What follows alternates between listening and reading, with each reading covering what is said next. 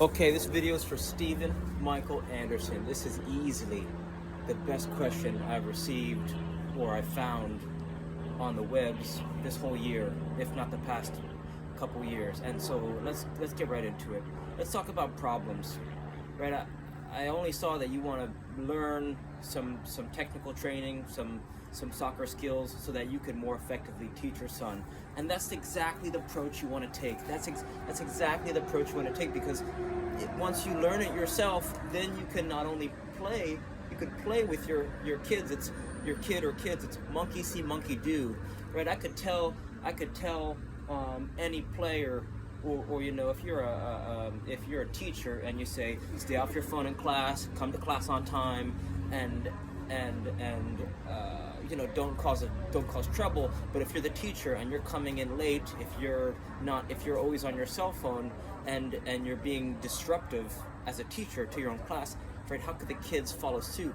And so, okay, so let's talk about problems that most players have that you can kind of fix easily, and then let's talk about some of those tools that I mentioned. In the beginning, when kids are just getting started, right, you think about a new soccer player, not only do they not know the rules, right, they have poor movement abilities, so they might not be coordinated, they might not have good balance, they might not have good eye-hand, eye-foot coordination. So that's one level. It's like they don't know how to breathe, right? So layer one, they don't know how to breathe. Their movement is poor, and on top of that, they might not even be clear on the rules of the game, and they don't have technical skills, and so you kind of have to catch up pretty quick. And for some of the players, right, you can start to see in youth practices and youth games, it's like the small few players that have a little bit of technical training and have some athleticism. They do extremely well compared to the players who've got no athleticism and no technical abilities. And so let's start with breathing first. If you take a deep breath and your shoulders go up in the air like this, right? If your shoulders pop up towards the sky, then you want to search this video. It's called Dr. Vranich, How to Breathe. And what she does is encourage belly breathing, right? And so all it is you put your hand on your belly and you breathe horizontally, right? It's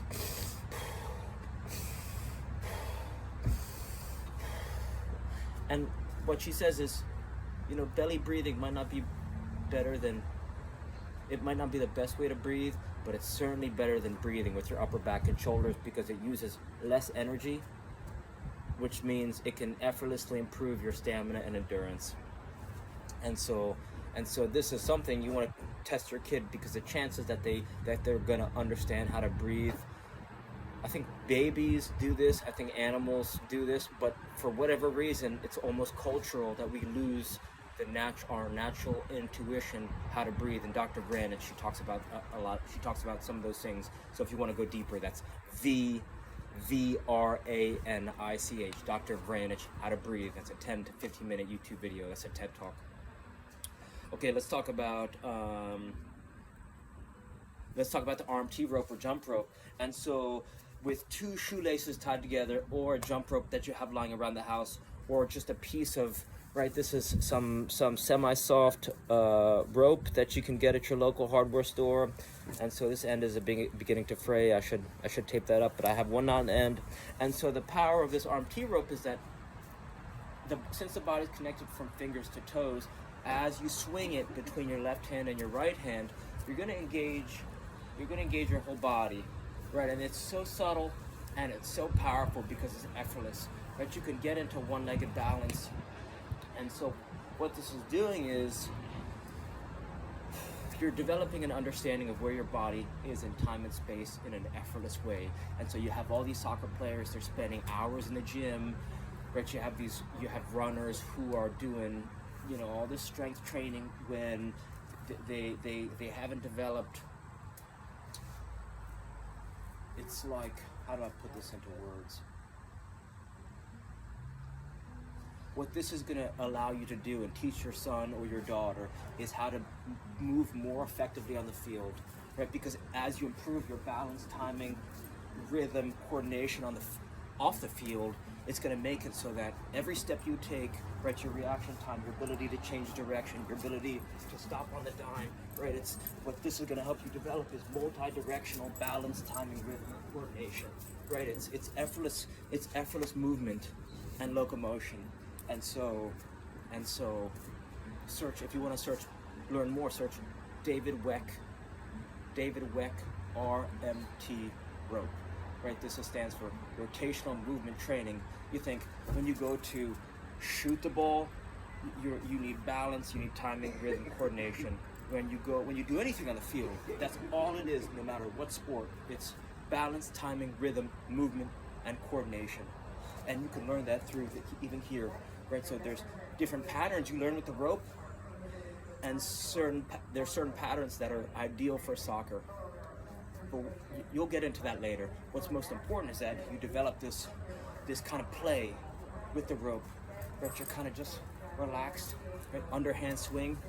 The way I teach most players, when I teach someone this, I teach them underhand swing, right? It's opposite direction of a traditional jump rope. Traditional jump rope, you start from behind, you swing forward. Underhand swing, it's the opposite direction of a traditional jump rope. And what I tell players is I tell them, start to switch hands and just breathe, and you're just feeling where you are in time and space. And then you go left hand, right hand, left hand, right hand. You go double left, double right, double left, double right. Then you go one leg, right? Try to go one leg, and then you could go one leg up on the toes, and you could go across the body, right, left, right, left, right, right, left, left. Then you go full range of motion in the shoulders, right? So it's this infinite movement. And then you can start to get into, right, like hand rehab, elbow rehab, shoulder rehab. The way that you hold the rope, it changes the way that it relates to the rest of your body, which relieves tension in different ways. So, right, let's say I have a tweaked hip flexor or maybe a bad ankle. I can hold it in a way that's going to help me rehab my whole body, but not bring my pain in said area above a 3 or a 4. And so what this is great for is relieving tension in the body. This is great for pre-game warm-up. This is great for post-game warm-up. And it's one thing that it's completely changed my life, because not only can this replace a traditional gym membership, but what this also does is it teaches perfect running technique. If you want to learn perfect running technique, you want to search the alternating underhand sneak. And 99% of all college students in the United States do not know this. Even players who are the fastest on their team don't know this. And so this is how you learn it. You go underhand swing, bring the arm around, you go grab the wrist. And so this is an uncomfortable position in the beginning. That's how it's supposed to feel. And so from here, you go double hands, then you go double behind the back.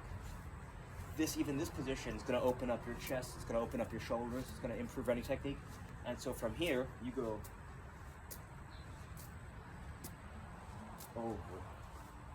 over. Let's see it again, left hand.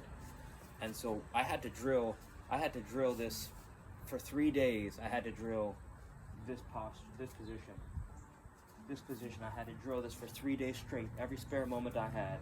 Right, so you're here, over. And it looks a little tricky, but I promise you, once you start drilling underhand swing, reach around the back, double handles behind the back. Once you drill this one down, it's almost, how do I describe it? It's like a bicycle, right? In the beginning, when you're just kind of getting your bearings on a bicycle, going to the next step is challenging. But then, as you begin to find your balance, this will come more naturally, right? Nice and easy. And so why this is so important, why this teaches perfect running technique, is because it teaches you to whip your arms down and pop that knee up, right? Whip the arms down and pop the knee up. Right, it's when you run, you go 1, 2, 1, 2, 1, 2, right? There's two beat counts in the left foot, 2, 2 beat counts on the right foot. And so this is what this mimics, right? It's 1, 1, 2, 1, 2, 1, 2, 1, 2, in an effortless way, right? From my fingers to my toes. I have perfect balance through motion. Bang, bang, bang. And so this, you could search, right? If you're a tennis player, if you're a golfer, if you're a hockey player, if you're a field hockey player, if you're a pickleball player, you want to learn what's called the dragon roll. The dragon roll, it looks like this. You go over, flip, over, flip. Right, I'll show you like this. You go over, flip, right? And see, look at the pivot in the feet. Right, my buddy told me this took 3 strokes off his handicap in golf. And you could go the other way. Here, here, here, here, here, here, here, here. Okay, and so, right, it's like any player who is slow on the field, poor eye-hand coordination, poor eye-foot coordination, any player who is low fitness, low stamina, poor balance. I mean, this rope is just going to effortlessly change your life. And it's just so powerful because it's so effortless. The effortlessness makes it powerful, not because it's hard, not because it's rigorous, not because it's demanding, because it's easy to start, it's hyper portable, which means it's easily accessible. And so for all those reasons, I'm telling you, promise you, just try it out. Okay, next thing. The reason I suggested 2.2 pound medicine ball is because as you start to bring a ball of any size with you, medicine ball, size 1 ball, 2.2 pound medicine ball, is that you want to get in the habit of bringing a ball with you as a father for your son or daughter everywhere you go, because then when you bring a ball with you, you get more touches. You want to effortlessly increase your volume of touches because you'll make more mistakes. More mistakes you make, the more you're going to learn. There's this famous language teacher, and she says, pretend that you have a bag of beads in your pocket, and every time you make a mistake using your new language, you remove 1 bead out. And when you get to 0 beads, that's level 1 mastery, right? And so you're going to do the same exact thing with a ball. Every time you're juggling and the ball drops, that's okay. Every time the ball drops, that's okay. That's 1 mistake. That means you're going to get a little bit better. You're going to develop your awareness on the ball a little bit better. And so the way to teach juggling is with the ball in the hands. Most players, they start with the ball on the ground. They try to flick it up. The flick up isn't perfect, which sets up their next touch for failure. Then they get frustrated. Then it starts to turn into a negative spiral, right? Because they're frustrated as they're playing with it. They don't get into a state of joy. And so for that reason, they're not taught how to juggle in a joyful, effortless, fun way. And so the key is starting with the ball in the hands. Here, bang. That's how you start learning how to juggle. Bang, make it easy. Right? They say make skills easy, make strength hard. Here, right thigh, left thigh. Your son or daughter, you and your son, you and your daughter, you want to be arm's length apart if you're together learning how to juggle. Right? You say, we're both saying this together. You go thigh catch, thigh catch, thigh catch. And then I throw the ball to her or throw the ball to him. He goes thigh catch, and then you throw it to yourself and you go thigh and catch, and you're saying this at the same time. Arm's length, a lot of touches. Thigh catch, thigh catch, thigh catch, head catch, kick catch, bounce, kick catch, thigh catch, right? You're getting a lot of touches in an effortless way. You're breathing, you're relaxed, you're playing, right? This is something you could do before every practice, before every trial, before every game. A lot of touches, right? And then, by the end of your son or daughter's first season with a bouncy ball, you should be able to go, right? 2 touch, right? Thigh kick, back and forth, right? Nice and easy, barefoot, ideally on a nice grassy surface, but with a bounce, right? Second thing players mess up a lot is they could do 10 juggles, but in their mind, they're focused on quantity. The ball hits the ground, then they throw their arms in the air. They say, oh, I wish I could do 11, or they get 25. They say, oh, I wish I could do 30, or they get 50. They say, I wish I could do 100. But it's not about the quantity of touches. It's about staying relaxed when the ball hits the ground. So It's not another principle is you want to use the ground as your training partner, right? I do thighs, and then if the ball hits the ground, just pop it back up, right? Pop it back up, nice and easy, bang, right into it. Ball drops, that's okay, pop it back up. And so once you show your son or daughter what joyful, effortless juggling looks like, the chances that they're gonna, I just stepped on a thorn, the chances that they're gonna emulate you are much higher if they see that, you know, you're relaxed while you're getting into it. Okay, and so with a 2.2 pound medicine ball, it's gonna make you and your son or daughter's training more effective and efficient, right? Because once they go from juggling with a 2.2 pound medicine ball or overinflated basketball or a right, kind of an ideally a bigger and heavier ball, it's contrast training. They're training with a size, right? Let's say their games they play a size 4, but if they're training with an overinflated size 5, much heavier, and then when they go to shoot a ball with the size 4, they're going to have a freaking laser beam, right? So that's another way that you can help them just by changing the surfaces of the ball that they're using. Let's talk about that size 1 ball. There's one dribbling sequence in particular that you want to master and that you want to teach. I learned this from a skills and drills trainer named Tom Turnbull. Supposedly he played with the real Pele. This is out of New Jersey. What town is that? Doesn't matter the town. And so it looks like this. You want to say this out loud as you're doing it. You go outside, outside, inside, outside, inside, outside, outside, inside, outside, inside, outside, outside, inside, outside, inside, outside, outside, inside, outside, inside. You're saying it, right? It's slow, smooth, smooth is fast. A lot of players I teach this to, they try and go way too fast, right? They go outside, outside, inside, outside, inside, because they think game speed, they got to do it fast in practice. That's not the case. You want to take your time with it in practice so that you can internalize it. It's like, you know, it's kind of walking. It's like crawling to walk to run. You got to crawl first. And so by saying it out loud as you're doing it, it's going to help you internalize it. And once you internalize it, right, it's going to become second nature. So, right, over and over and over. We can alternate between juggling and doing this dribbling sequence before any tryout, before any game, before any practice. Outside, outside, inside, outside, inside. Nice and easy. Outside, outside, inside, outside, inside. And so you could be doing this with your son or your daughter, you know, just say it out loud while you're doing it at the same time. Outside, outside, inside, outside, inside. And so why I said size 1 ball is because size 1 ball is harder to manipulate than a size 5 ball or a size 4 ball, whatever one they're using. And so if it's harder to manipulate, that means when they go to practice with a size 4 or they're playing games with a size 4 ball or size 5 ball, their touch is going to be more, they're going to be more dexterous, right? They're going to have a better, they're going to be able to better manipulate a size 5 ball because they've been practicing on a size 1 ball. Again, contrast training. And the next thing that I want to suggest is a game. It's called the barrel game. And so with that game, basically all that is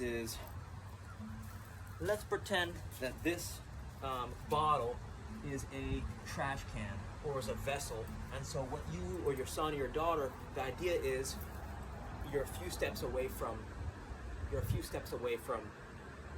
this garbage can. And so the object of the game is to juggle the ball into the barrel. You guys are racing each other just to see who can juggle the ball into the barrel using different parts of your body. And so what Tom Turnbull would do, he would say, starting with the ball in the hands, with a bounce, we're going to do right foot. So your son got the ball in his hands a few steps away. You got the ball in your hands a few steps away. Whatever size ball you want, nice and easy. Bounce, kick, into the barrel.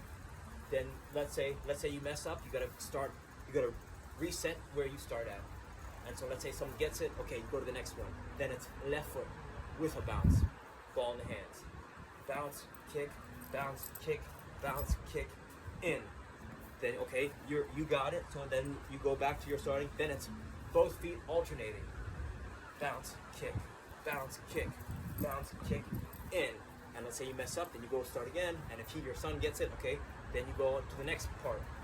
So then you go right thigh, with or without a bounce, left thigh, with or without a bounce, alternating thighs, with or without a bounce. And when I say alternating, I mean right, left, in. And then lastly, any part of the body you want, with or without a bounce. And so just to give you an idea of how an old Tom Turnbull skill session used to work, he would start with a bodyweight warm-up, right? You do like one of these, like shake, roll out the neck, do arms, shoulders, hips, knees, ankles, okay, that's fine. And then maybe some skips, whatever. And then then we do ball mastery. If you want to search for a ball mastery progression, you teach your son you learn one, and then when you learn it, then you teach him. Search Cover Coaching, COERVER Coaching. Cover Coaching, they have an app, they got a YouTube. I think they have a freemium style app where they show you a few introductory moves, ball mastery moves, and it's like a language. Each week you learn one move, or let's say every time you go to practice, like maybe Wednesdays and Fridays. Wednesdays you learn a move, and then Friday you review the move in the past, and then you learn a new move. And then come that next Wednesday, you review the prior two, and then you learn a third one. And then Friday, you review the three prior, and you learn a fourth one, right? They kind of stack on each other. It's like a language. So that was for the first 10 minutes. You go dribble, L move. Dribble, L move. Dribble, L move. Right? So that's 10 minutes, and then you do sequences. Outside, inside, outside, inside. Outside,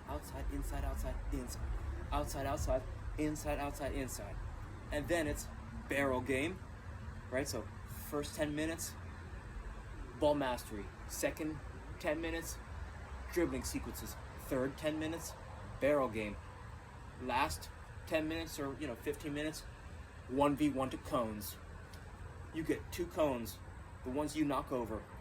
You place them in a safe area, right away from anything you could trip on or anything sharp, or right, rocks are dangerous or whatever, ivy or brush, away from the roads. And you set it up ideally in an enclosure, right, somewhere where if I go shoot on a cone, if I miss, it's not going to go running into the road or running into the thorns or something like that, right? Because what you're doing is you're seeing who can knock each other's cone over. And so hopefully this will get you started. Reach out with any questions. All right, thank you.